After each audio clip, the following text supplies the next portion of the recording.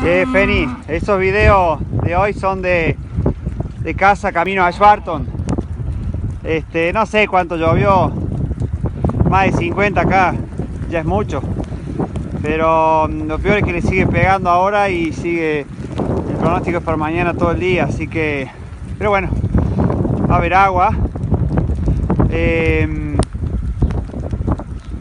suelo nuestro tiene capacidad no más de 50 milímetros de retención y después empieza a correr por arriba, así que habrá llovió 70 la semana pasada y habrá llovido otros 60, 70 ahora,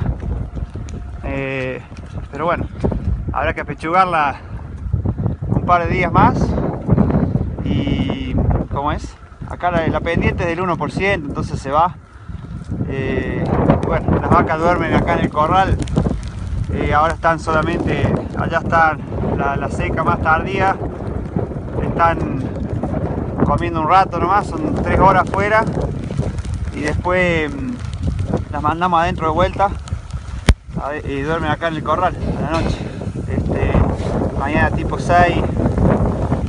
Las largamos 7, las largamos 2 o 3 horas más y las metemos acá de vuelta.